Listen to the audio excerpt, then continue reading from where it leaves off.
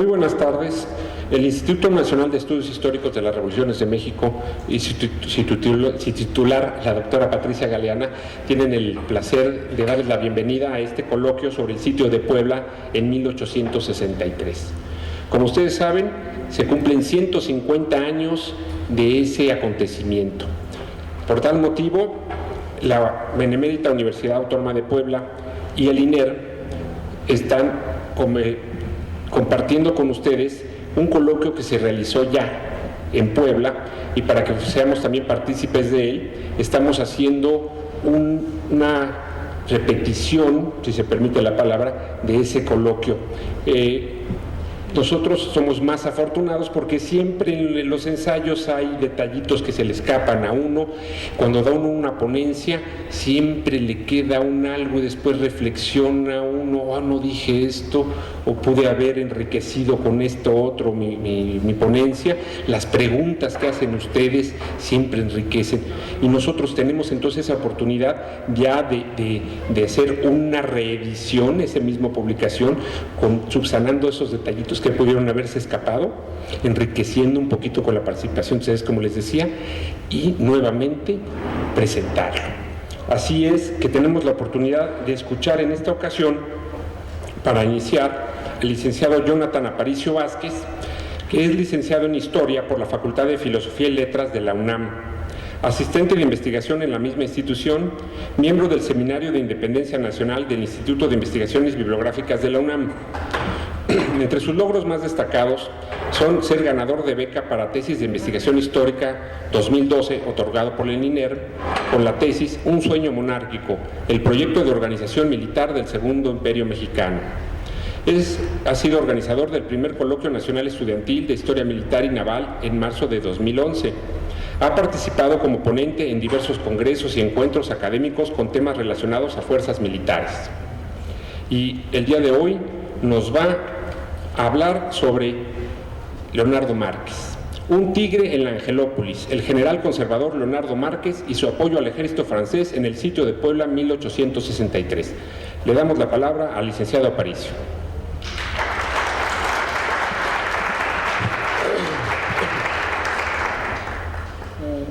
Buenas tardes, gracias por la invitación y me da mucho gusto que estén presentes en esta ponencia.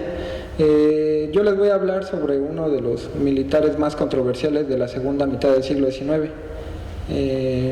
Su desempeño, tanto político como militar, no agradó al bando conservador, ni mucho menos al liberal. En esta ponencia voy a tratar de darle respuesta a dos preguntas. ¿Por qué Leonardo Márquez decidió apoyar a la intervención francesa en este hecho de armas? ¿Y por qué Leonardo Márquez y no otro general se desempeñó en esas acciones militares? Que si bien no fueron sus principales durante el sitio, sí no se ha dado o no se ha hablado lo suficientemente de la participación de los conservadores en este hecho de armas. Como ya lo dije, fue uno de los militares más destacados en la Guerra de Reforma. Debido a este periodo es como se da a conocer en el ejército. Tuvo un rápido ascenso en el escalafón del ejército debido a sus nexos políticos militares. Por ejemplo, durante sus primeros años de vida, en 1831 ingresó como cadete al batallón presidial de Lampazos. 2 años después pasaría junto con su padre al batallón activo de Querétaro. En 1836 es nombrado subteniente de fusileros del batallón activo de Querétaro. En esa época, en una carta que se encuentra en su expediente personal, le pide al teniente coronel Juan Nepomuceno Almonte que lo invite, lo destaque, que lo comisione al Teatro de Operaciones en el norte del país, pero no ingresó al servicio. Además, en ese periodo trata de vincularse con otros jefes a través de comisiones como José Joaquín Herrera, Ignacio Mora y Villamil. También en esa misma década, por 1836-37, procuró enamistarse con oficiales y jefes de Antonio López de Santa Anna, quienes serían los principales jefes que lo llevarían a catapultar su vida militar en la Guerra de Reforma y la intervención estadounidense. Sus primeras acciones militares se dan durante la intervención francesa de la Guerra de los Pasteles. Decide apoyar, a través del general José Urrea, apoyan el teatro de las operaciones en Tamaulipas. Las tropas que comandan en su mayoría es el batallón activo de Querétaro. En 1841, debido a los tratados de Tacubaya, muestra capacidades para enganchar soldados al ejército y obtuvo el grado de capitán en el ejército permanente. Y en esa misma época desempeña funciones de instructor en la Escuela Militar de Jalapa hasta el comienzo de la invasión francesa. Y durante la guerra con Estados Unidos es cuando ya logra vincularse con el general Santana. Gracias a él le dan un grado, el comandante de batallón.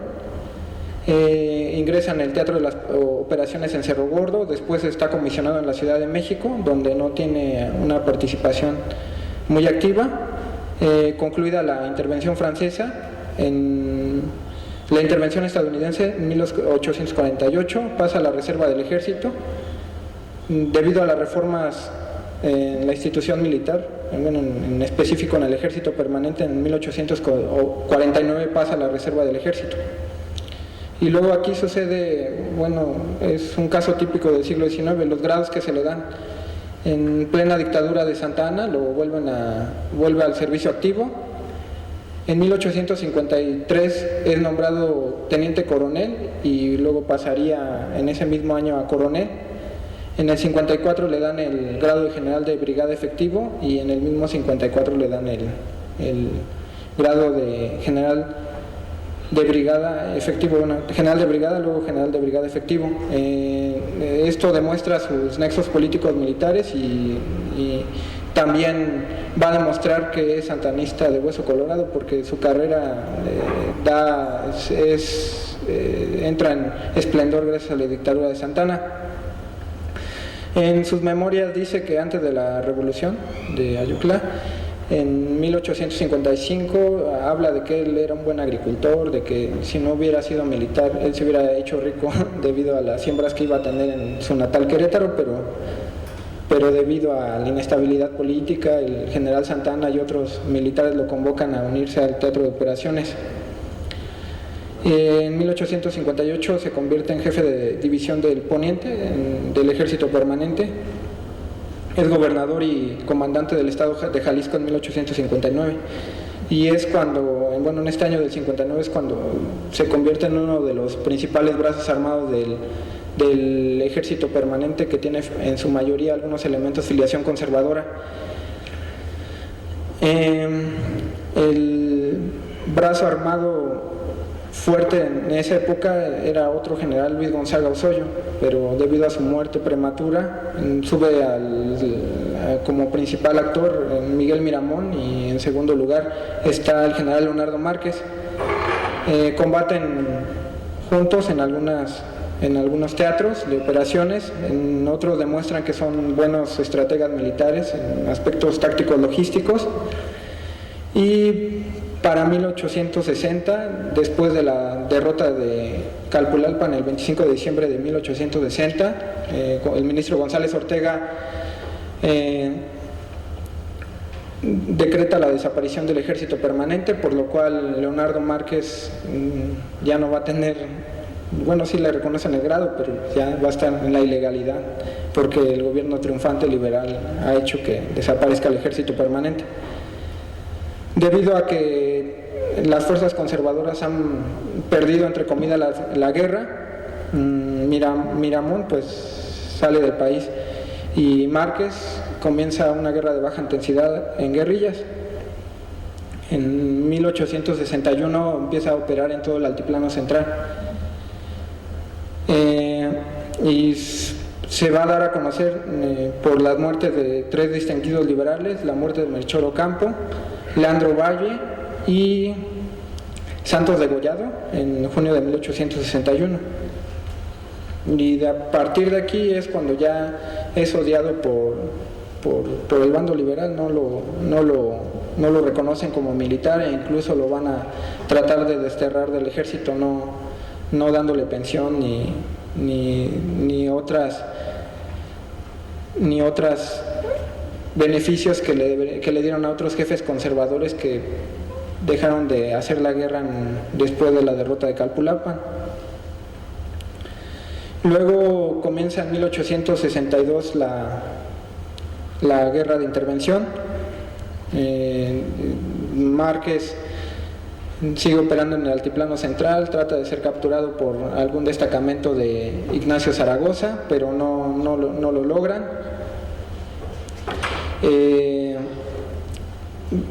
Él ya sabía que iba a comenzar el proceso de intervención y hay una serie de cartas que las encontré traspapeladas en operaciones de guerra, donde Juan Almonte le está avisando que se prepare porque va a desembarcar en las costas de Veracruz, y le propone que se una para formar un gobierno y él será el general en jefe de ese ejército que pretende formar.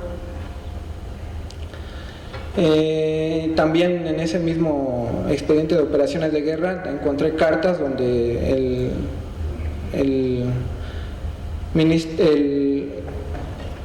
el arzobispo Antonio de la Bastida de Ávilos le dice cómo se encuentra la situación militar y cómo va a proceder durante las operaciones de guerra francesas. En un principio Juan Almonte no lo quiere tanto como su general en jefe, pero no hay opciones. Miguel Miramón está afuera y los demás soldados, los demás militares de carrera conservadores se encuentran, algunos en indulto, uno no tiene la posibilidad de mantener un ejército, ni mucho menos tienen los recursos. En ese momento Márquez va a demostrar que tiene la capacidad la capacidad militar para seguir continuando las operaciones del ejército conservador. Después en marzo, abril, Leonardo Márquez va a mandar algunos oficiales con el general Conde de Lorenzés para en qué términos se van a conducir durante la intervención. En esta época Leonardo Márquez no cuenta con sus mejores efectivos, pero logra mantener un aparato militar descuidado en el aspecto de sus servicios de intendencias, pero tiene tropas curtidas durante la Guerra de Reforma, como los restos del batallón activo de Querétaro y algunas fuerzas conservadoras que se le unieron después de la batalla de Calpulalpan.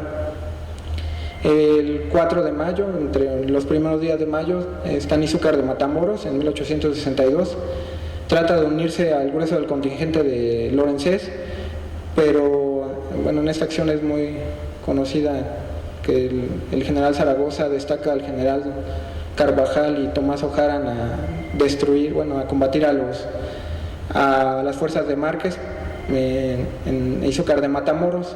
Este hecho hace que Márquez sufra un descalabro militar porque, como dije, sus servicios de intendencia no son muy buenos, pero también se da cuenta que unirse a la intervención no será fácil.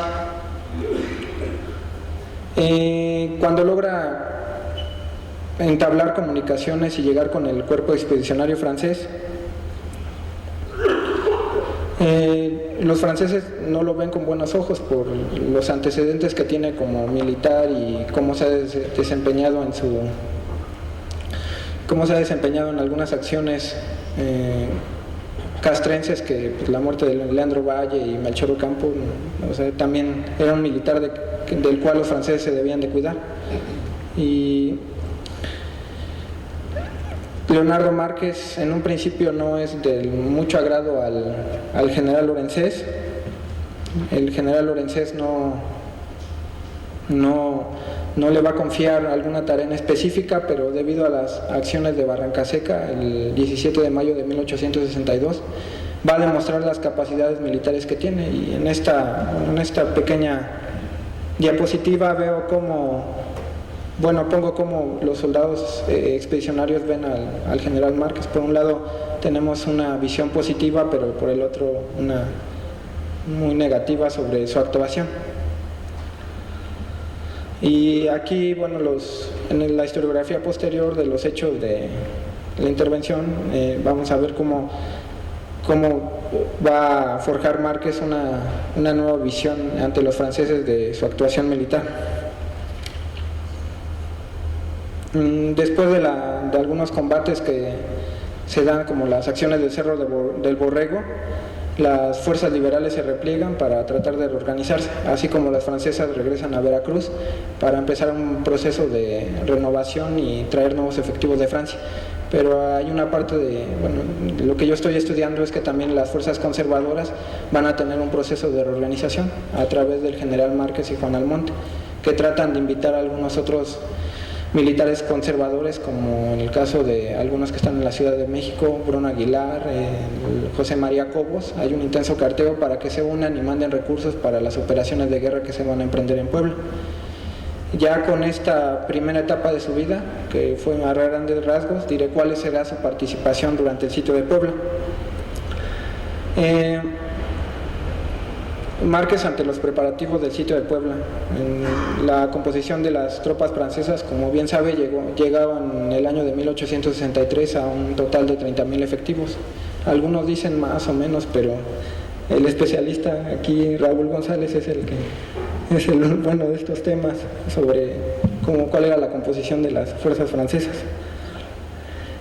Aquí la historiografía va a manchar un poco la actuación de Márquez. Algunos dicen a este número había que agregar, en específico Miguel Galindo y Galindo, a este número había que agregar el gran contingente con que el partido traidor ayudaba para el logro de tan meritoria empresa, y que presentaba un total de 1,300 hombres de infantería, 1,100 de caballería y 50 artilleros, todos en el estado miserable que tenemos descrito en capítulos anteriores, o sea, de que andan desarrapados, de algunos no tienen el suficiente apoyo para mantener un aparato militar adecuado. Yo tomo algunos datos de la historiografía del siglo XIX, pero agrego otros más.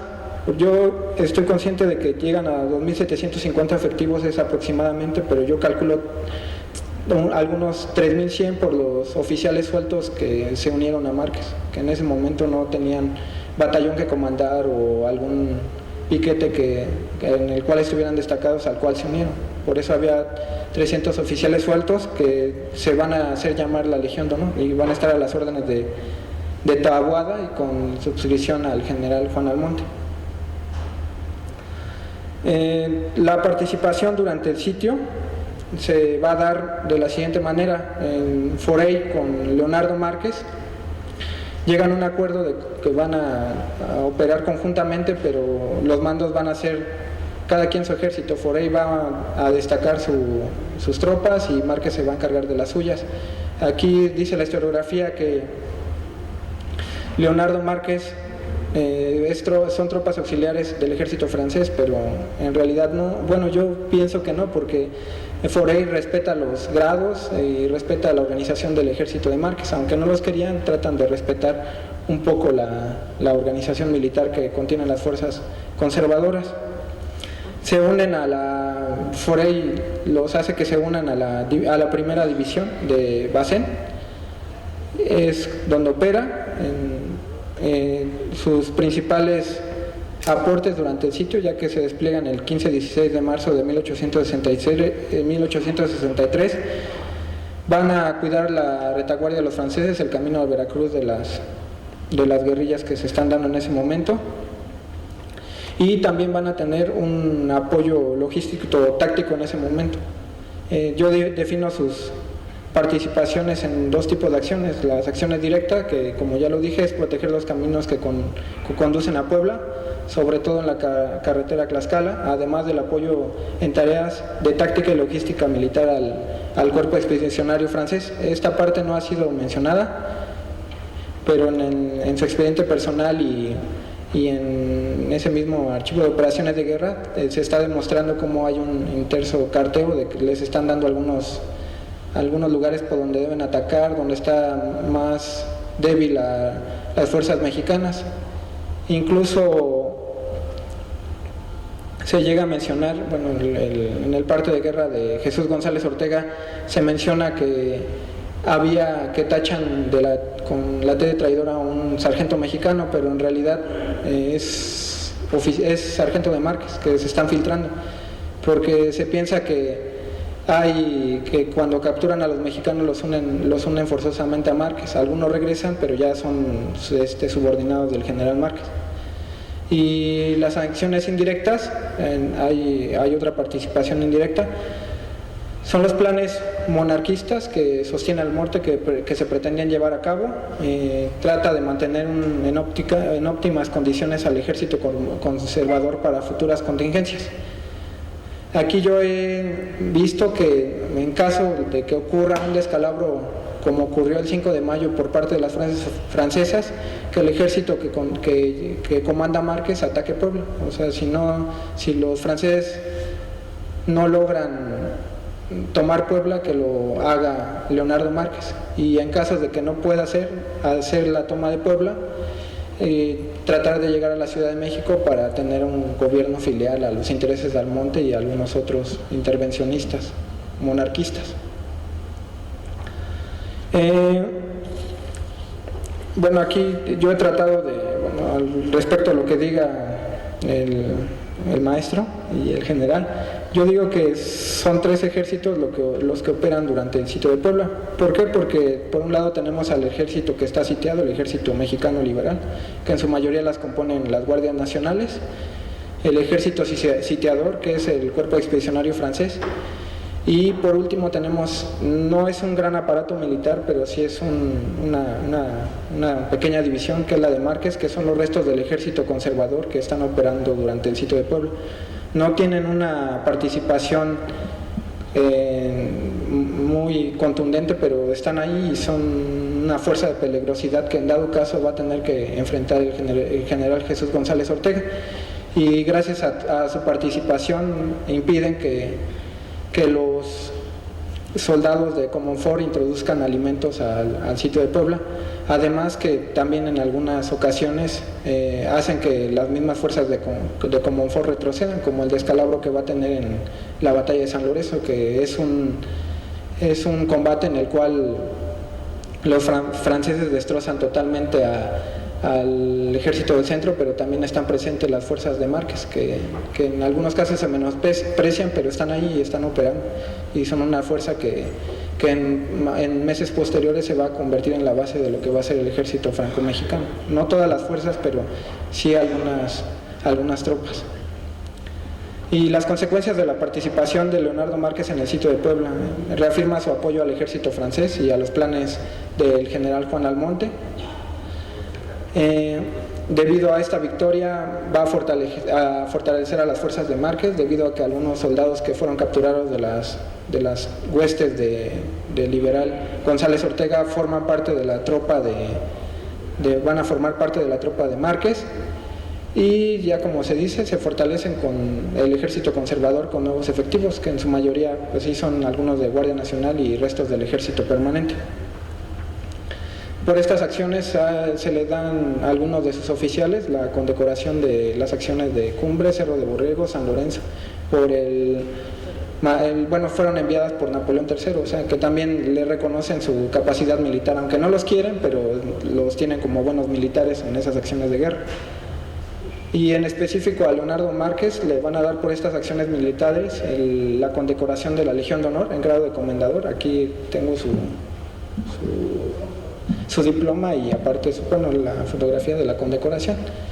Y esto sería como lo más consistente de la participación de Leonardo Márquez, aunque todavía podemos ahondar en lo que serían sus participaciones sobre los mártires de Tacubaya o su desempeño posterior a las acciones que se dieron en el sitio de Puebla, y creo que esto sería todo.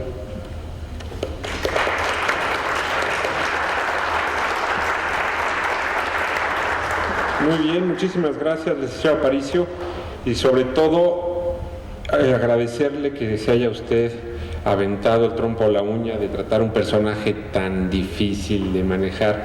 Siempre se arriesga uno mucho cuando habla de este tipo de personas, porque sobre todo en el caso de Márquez no es posible hablar bien. francamente. No hay manera de ayudarlo. Márquez es un asco de persona, para rápido. Y yo creo que sí. Porque como militar, francamente, a mí se me hace bastante mediano. Tal vez en la organización, porque sabía rápidamente juntar gente y todo esto, pero por lo menos como ser humano, de lo peor. Traidor a todos. Y sobre todo escurridizo. A mí lo que le tengo yo mucha repulsa a este señor, porque nunca tuvo el valor civil de reconocer nada. Siempre su excusa era: yo no fui. Cuando muere en el 61, cuando matan a Ocampo, yo no fui. En los mártires de Tacubaya, yo no fui, a mí me ordenaron. Cuando se roban los dineros de los ingleses, a mí me ordenaron, yo no fui. Cuando viene a la Ciudad de México con la promesa de traer gente para apoyar al imperio, él se había comprometido a una situación y tal, sus excusas que pusiera son tonteras, no lo cumplió. ¿Y qué dice? Yo no fui. Entonces, ese señor es muy difícil de tratar, pero es bueno que se haga, porque si no, no tenemos las dos visiones y hay que estudiarlo. Lo que sí no hay que hacer es dejarnos que nos envuelvan y no creerle nada. Bueno, pues ahora les toca el turno al general Luis Garfias, quien es ya muy conocido de todos ustedes.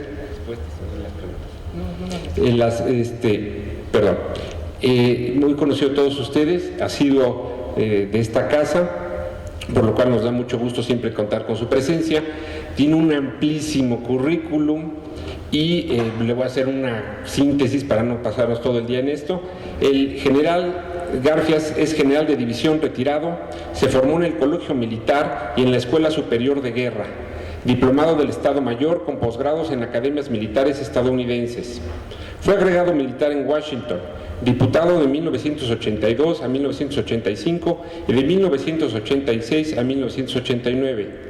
También fue embajador de México en Paraguay y rector de la Universidad del Ejército y las Fuerzas Aéreas.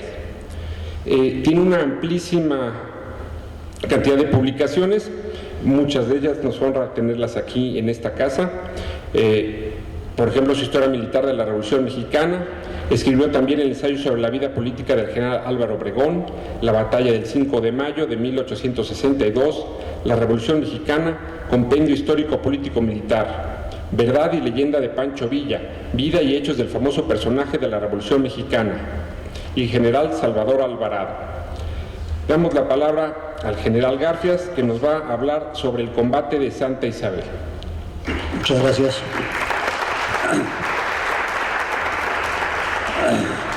Buenas tardes, señoras y señores.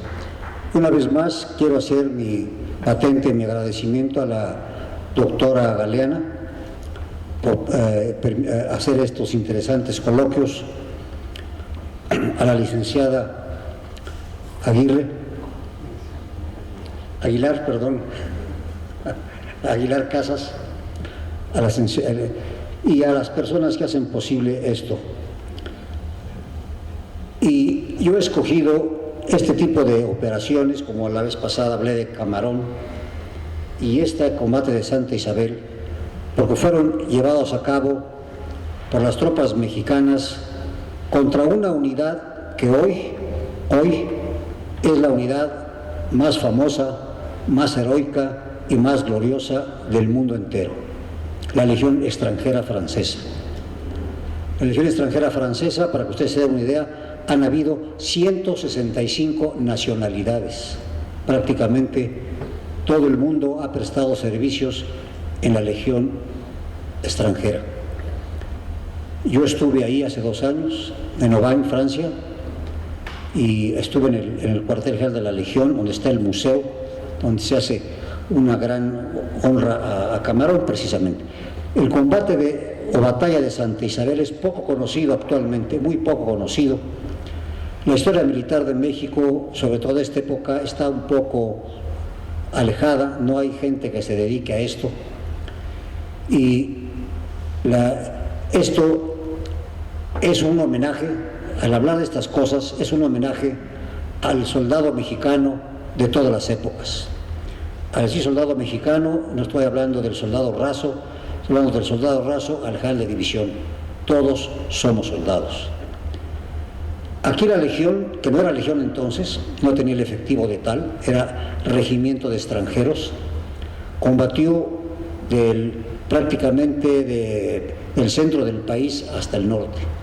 Esta batalla fue, digo batalla porque aquí tomaron parte casi 2.500 hombres, ya era una batalla para aquellos años. En Camarón fueron 65 franceses y 1,000 y pico de mexicanos.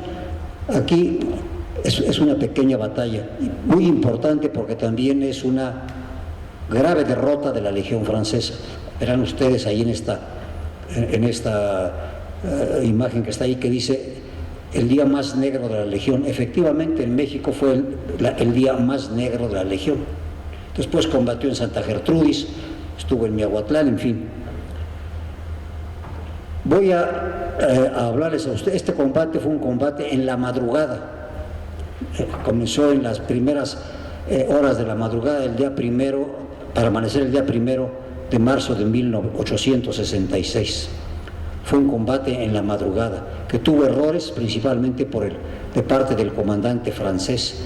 Los franceses, cuando llegaron a México, creían que venían a encontrar un país semisalvaje de quinta categoría y se encontraron con la sorpresa de que no era así, de que aquí había gente capaz, gente brillante, y que la tropa, a pesar de ser tropa improvisada, la mayor parte de la tropa improvisada, supo combatir y dar lo mejor que tenían, la vida por México. El combate de Camarón, que hoy es el día más famoso de la más famosa unidad del mundo. El 30 de abril se celebra desde hace muchos años en todo el mundo donde hay franceses, en todo el mundo. Pues aquí se acaba de celebrar hace unos días, aquí en Camarón. Camarón es una pequeña población en el estado de Veracruz, muy cerca de Soledad Oblado. Y este combate de Camarón, que fue una derrota francesa, se celebra en todo el mundo. ¿Por qué? Porque tuvo características muy especiales que ya he explicado aquí. No las tuvo este combate, la batalla de Santa Isabel, no las tuvo, por eso se la recuerda como el día más negro de la Legión. Como ustedes ven, ahí Santa Isabel está en el estado de Coahuila, allá arriba está el estado de Coahuila, y en el centro hay un mapa militar de lo que fue el combate de Santa Isabel, el grande. Luego hay algunos cuadros de lo que eran los soldados franceses de la Legión en aquellos años. Y luego están las dos figuras, dos coroneles que después fueron importantes en la historia de México, que combatieron en Santa Isabel. Eran los dos norteños, Francisco Naranjo y Jerónimo Treviño. Ellos a las órdenes del general Viesca. Viesca incluso una población actualmente que se llama Viesca en Coahuila. Entonces, el general Jerónimo Treviño vivió muchos años. Todavía en 1913 era comandante de la zona militar de Monterrey. Vivió muchos años. Naranjo murió antes. Estos señores pelearon en el norte y tuvieron una gran ventaja. La guerra civil norteamericana había terminado y pudieron comprar armamento que ya no estaban los soldados americanos, que era muy bueno. Los franceses tenían el mejor fusil de infantería, el Minié, era el mejor fusil que había entonces, pero la carabina norteamericana era mejor porque era de repetición. El fusil Minié se cargaba de avancarga por la boca. En cambio, la carabina americana se cargaba aquí abajo y era de repetición. Era un arma excelente. Y no todos, pero había unidades mexicanas que contaban con este armamento. Digo esto para dar una idea del armamento. Había armamento antiguo, en fin, pero los mexicanos, lograron comprar este tipo de armamento en la frontera, como era lógico, ¿no? Se vendía en desuso este tipo de armamento. Bien, ahora voy a hablarles a ustedes de los personajes de este combate. El comandante Briand, el comandante en muchos gestos del mundo es el mayor, un mayor, lo que equivale a mayor. Por ejemplo, en España todavía el grado existe comandante y equivale a un mayor del ejército, es un mayor. Entonces, tiene las dos equivalencias, el comandante es mayor, porque a veces se usa la palabra indistintamente comandante, no. Comandante en el escalafón militar equivale a mayor.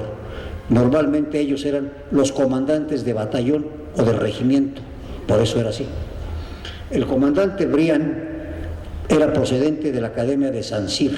Saint-Cyr es el colegio militar francés, una academia de altísimo prestigio profesional, donde estudian prácticamente los oficiales franceses tienen dos orígenes, Saint-Cyr y la Escuela Politécnica. La Escuela Politécnica produce ingenieros también de muy alta calidad y Saint-Cyr produce oficiales de las armas. Les voy a ustedes a leer, yo no acostumbro leer, pero aquí, para que ustedes se den una idea, esto está escrito por un oficial que estuvo a las órdenes de Briand en Santa Isabel. Voy a leerles dos fragmentos de un oficial francés, porque ellos vivieron el combate y es muy claro para ustedes cómo ellos describen el combate contra los mexicanos. El comandante Briand, que había nacido en 1828, es un hombre robusto, de barba, ahí lo ven ustedes, de barba y bigote cerrado. Parecía de más edad que la que tenía. Tenía entonces 35, 36 años. No tenía familia. Eso sí, tomaba ajenjo. Ajenjo era una bebida corriente francesa muy fuerte que se usaba mucho. Tomaba ajenjo y mucho, y se volvió entonces muy platicador. Generalmente bebía con el teniente Lieberman. Briand aguantaba muy bien, Lieberman no. En esa región de México sobraba el vino local y también el whisky que venía del norte, obviamente, con los americanos de Juárez. Salido de Saint-Cyr, entre los últimos de su promoción, había pasado 15 años, de los 19 en el ejército, en el regimiento extranjero. Ya dije a ustedes que el regimiento extranjero es la Legión Francesa. La Legión Francesa van a ser en 1831, cuando se hizo la expedición francesa a España para volver a poner en el trono a Fernando VII, el rey, el absolutismo, la expedición de los 100,000 hijos de San Luis del duque de Angulema. Salió de Saint-Cyr. Entonces él había pasado 15 años en la Legión, y la Legión había combatido en Argelia, en Marruecos, en el norte de Italia, Sadowa, Solferino, Custosa, había combatido en Crimea, en la famosa guerra de Crimea, en la batalla de Alma, en Inkerman, en la famosísima batalla de Balaclava, que ustedes habrán oído hablar de ella, de Balaclava, etc. Dice aquí, sigue diciendo este oficial, no sé, por cierto no sé por qué la Legión decidió hacer el combate de Camarón, otra derrota, algo como su símbolo. No voy a explicar ahorita, ya lo he explicado por qué lo hicieron su símbolo. El combate de Santa Isabel, el 1 de marzo de 1866, no fue menos catastrófico ni los legionarios menos valientes. Hasta fueron bastante más, los que murieron en ese desgraciado encuentro. El capitán d'Anjou, d'Anjou es el Camarón, no cometió ningún error, se sacrificó para cubrir el convoy de pólvora sin el cual no se rinde Puebla, mientras que Briand sacrificó a sus hombres para nada, combinando errores, mala suerte y quizás ajenjo. Voy a explicar después cuáles fueron los errores militares del comandante Briand en esa noche. No fue solo el responsable de su propia muerte, él va a morir en Santa Isabel, sino la de 103 hombres. 103 franceses murieron ahí. El destacamento francés quedó aniquilado. Efectivamente, el general Douay, francés, en San Luis Potosí, cuando su puesto dijo, la Legión en Santa Isabel fue materialmente destrozada, así fue. Y todos los sobrevivientes, yo entre ellos, presos. Quedaron 1 o 2 oficiales presos, el resto murió, capitanes, tenientes, subtenientes y su comandante.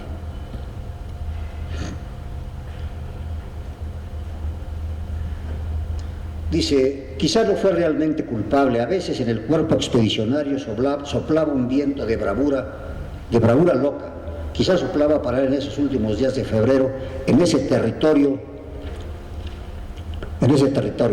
Efectivamente, los franceses no podían concebir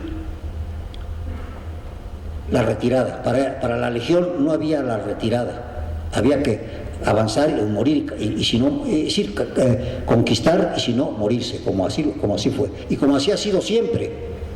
Por eso repito a ustedes, la Legión ha combatido en todo el mundo y a la mayor parte de las veces ha combatido hasta morir. Ellos tienen una frase muy célebre, muy famosa en Dien Bien Phu, decían: si es posible, está hecho, si es imposible, lo haremos. Y lo hicieron. Muchas veces hicieron lo imposible en la guerra. Esa es la Legión.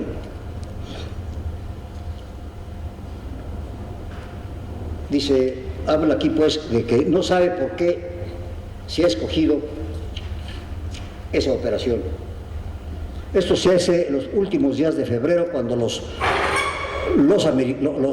mexicanos toman Parras y entonces le ordenan a Briand que la recapture, y él sale y le dicen que los mexicanos se han emplazado muy cerca de Parras. Ahí está el detalle, muy cerca de Parras está la hacienda de Santa Isabel, una hacienda antigua grande, y ahí se han emplazado. Es febrero en el norte, hace frío, amanece tarde, está oscuro, no hay claridad, y el terreno no es fácil. Hay un arroyo que en esas épocas está seco, que atravesaba el camino principal que pasaba por Santa Isabel. Todas esas cosas las va a ignorar el comandante Briand, como lo van a ver ustedes. Hacía frío, lo veo todavía montado en su caballo, con sus botas anchas y altas, sobre su caballo alto, las riendas colgando a lo largo del brazo, las manos en las bolsas para protegerse del frío, caminando delante de nosotros. No empujaba hacia lo desconocido, una fuerza tan invisible como el viento de la noche fría. Veo también la cara adolescente del subteniente Rolló. Él muere pocas horas después, tiritando de frío, y las caras campesinas de nuestros alemanes, polacos, franceses, la tropa en su uniforme azul oscuro. Repito a ustedes que había tropa de prácticamente muchos países de Europa. Casi todos murieron en esa mañana al mismo tiempo. La realidad no podría ser más nítida que mi recuerdo. Todo se me grabó, no olvido nada, no olvidaré nada nunca. El 28 de febrero al atardecer, Briand, comandante de las fuerzas en Parras, que eran 4 compañías del segundo batallón, he hablado a ustedes, era un regimiento normalmente tiene 3 batallones. Este era un regimiento que mandaba el coronel Janigró y el regimiento, y este era un solo batallón, el segundo batallón, y de ahí van a mandar 2 compañías. Una compañía aproximadamente tiene 100 hombres, 100, 102, depende de la orgánica de cada país, pero en términos generales cada compañía consta de 100 hombres, compañía de infantería, escuadrón de caballería y batería de artillería, para que ustedes se orienten.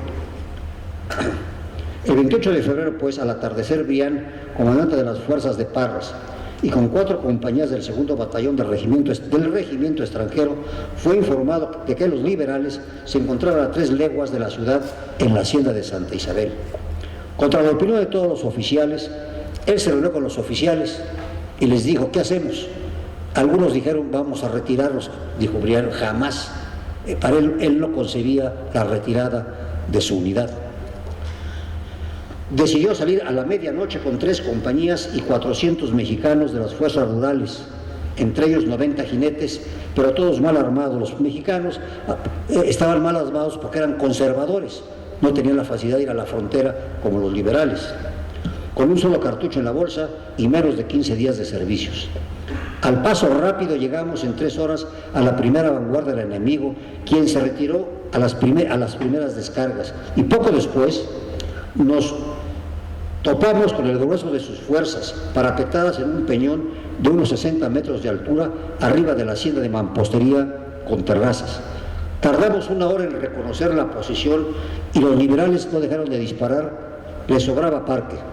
Éramos 185 legionarios, contando los 8 oficiales, y 400 mexicanos contra 2.000 hombres.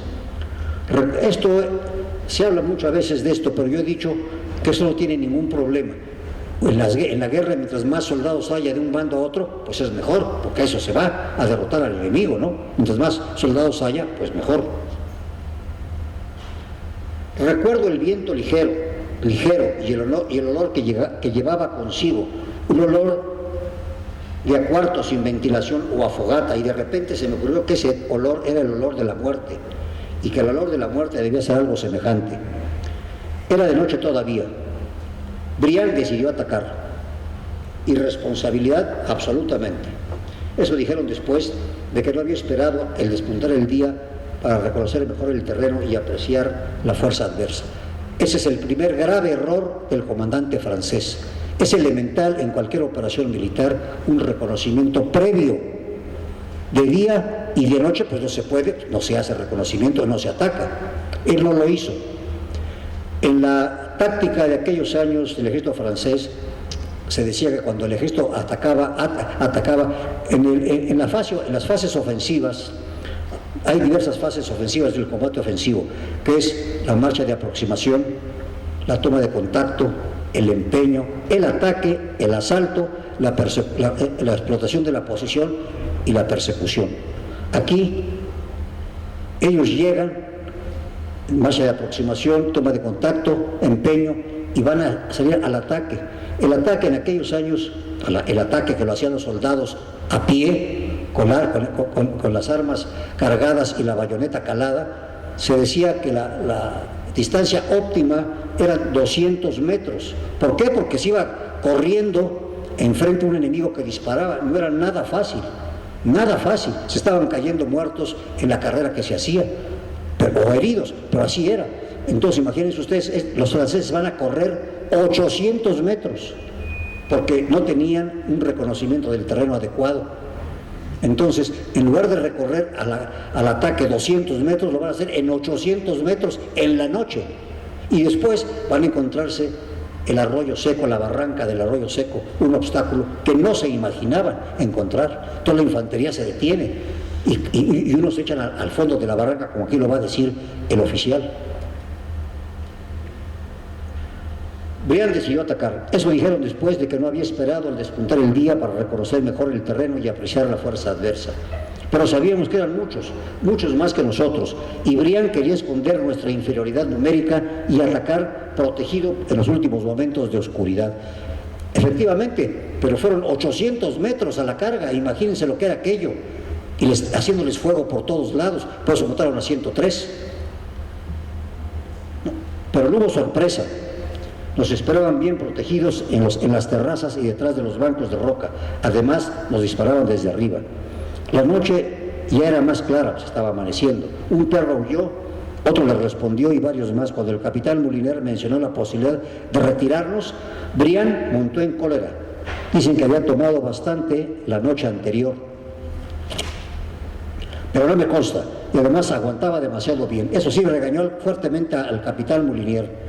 Dijo que jamás había oído ante los mexicanos y que los íbamos a tumbar tranquilamente con una buena carga a la bayoneta, y que la caballería aliada terminaría su derrota. Dio la orden. Francia gritó, que repetimos todos con entusiasmo, olvidando las 3 horas de marcha forzada, y marchamos a la carga. Corrimos bajo una lluvia de balas detrás de nuestro comandante, que había dejado su caballo y desenvainado su espada. Nos disparaban por delante, por atrás, por los lados, desde la hacienda y desde el cerro. 3 veces intentamos, con esfuerzos sobrehumanos, tomar la posición. 3 veces fuimos rechazados con pérdidas crecientes. Los oficiales mexicanos, ¿qué podían hacer sin parque y sin práctica? Nos abandonaron al inicio de la carga, menos el jefe, Campos, que era prefecto de Parras y quien atacó a su vez con 50 de sus hombres. Logró escapar en su buen caballo y no hay nada que reprocharle. Bueno, sí, algo se le debe reprochar. Se habían equivocado sobre la distancia y por eso Briand lanzó el ataque desde muy lejos, 800 metros. Tampoco nos habían dicho que una barranca cruzaba el camino antes de llegar a los muros de la hacienda, lo cual los impidió amenazar el flanco enemigo. Nuestra ala tuvo que replegarse al centro de nuestra línea de frente y nos encadenamos unos a otros. Perdí a mis hombres y mis hombres me perdieron a mí y llegamos en grupo compacto y desordenado con la respiración cortada después de una carrera de 800 metros. Ahí cayó herido el comandante y muerto a su lado el subteniente Rolló, que el cabo iba a su lado. Briand gritó y agitó su sable como si fuera a hablar a la columna, pero era tan fuerte el ruido de los disparos que no se oyó una sola palabra. ¿Se habría dado cuenta de que nos conducía a una muerte segura? Nadie lo sabrá, porque en ese momento explotó una granada a su derecha y unas esquirlas dejaron su corazón al descubierto. El sable se le cayó de la mano, pero su brazo derecho seguía en alto. Luego Briand se derrumbó y no volvió a ver su cadáver. Todos nuestros esfuerzos, 190 contra 2000, fracasaron entre los liberales bien protegidos. Unos 100 tenían el famoso rifle Yankee, ya dije a ustedes, de 8 tiros, que era una maravilla. El que les hablaba de ustedes, que eran las carabinas que se cargaban de repetición. Nos retiramos después de haber perdido a más de la mitad de los nuestros, ya no había caballería para protegerlos, y nos vimos rodeados por 600 jinetes. El teniente Schmidt, valiente entre los valientes, cayó en la bajada, acribillado, alentando aún a los soldados con voz debilitada. Tenía los brazos rotos cuando un balazo en la cabeza acabó con él. El capitán Cassés también. El capitán Moulinier, ya sin caballo, tomó el mando con la ayuda del teniente Ravix y la mía, los 3 sin heridas. Varias veces intentamos formar el cuadro. La tropa francesa en aquellos años, desde la época napoleónica, formaba el famosísimo cuadro. No solamente los franceses, los ingleses, todos formaban un cuadro y así avanzaban o se retiraban. Un cuadro que era algo muy brillante. Y había franceses que incluso disparaban, unos de pie, otros hincados y otros acostados. Formaron el cuadro. Ya voy. Dice aquí, Moulinier al brincar una barranca recibió 15 balazos y los remataron a sablazos. Quedamos Ravix y yo, intentando formar una línea de tiradores, pero el enemigo venía más y más. Caímos en una tercera barranca, ya protegidos contra los sables de la caballería, pero ahora llegaba la infantería y nosotros adentro de la barranca y ellos fusilándonos desde arriba por todos lados. Mataron a Ravix, armé mi pistola para acabar pronto y no ser masacrado. Entonces me levanté, prefiero sufrir y sobrevivir como prisionero. En ese instante se presentó un oficial enemigo que me pidió cortésmente mis armas. Sobrevivimos 82, 37 heridos. Habían muerto 103 soldados y 6 oficiales. Entre las filas liberales había un francés, un tal Albert, que no sé si era su nombre o apellido. Era un desertor del 62 de línea. Briand había sido su capitán en el regimiento 62 en 1861. Dicen que Albert mutiló su carácter. Sé que remató a nuestro médico. Al médico lo mataron en la ambulancia de aquella época. Los liberales entre ellos se portaron bien, nos trataron como se trata a presos de guerra y no me quejaré nunca de ellos. Atravesamos el desierto del Bolsón de Mapimí sufriendo sed y hambre, pero siempre nos trataron bien. Los generales Treviño y Viesca nos perdonaron la vida cuando pudieron fusilarnos, puesto que desde el abominable decreto de Maximiliano teníamos instrucciones de no tomar prisioneros, de fusilar a los oficiales y soltar a los soldados. Duré preso 9 meses, libre bajo palabra en la ciudad de Monterrey, con oficiales austriacos, terminé de aprender el español. Es todo lo que puede contar Ernesto Moutier, entonces subteniente del regimiento extranjero. Podría yo hablar más. Aquí tengo los dos partes, tanto del general Viesca como del entonces coronel Jerónimo Treviño. Aquí están los partes, que es lo mejor que puede uno tener, porque aquí está la verdad. Ellos daban parte de lo que había ocurrido en las operaciones que habían llevado a cabo. Aquí también está la lista nominal de los prisioneros. Aquí está toda la lista nominal de los prisioneros franceses, toda, completa. Aquí no hay error de equivocarse. Un subteniente quedó vivo, el que acaba de leer sus palabras, y todos los demás eran tropa de diferentes países.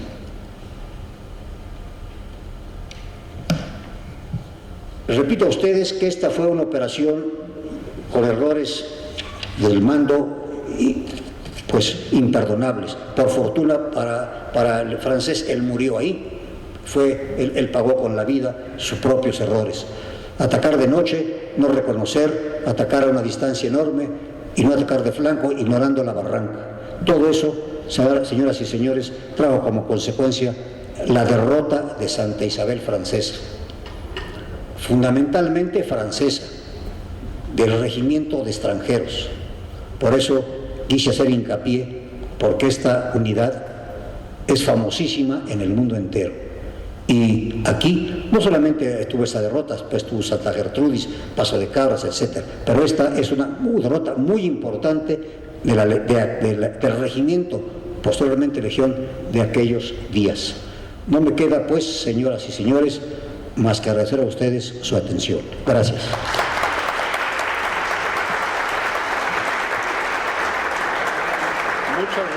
Muchas gracias, general.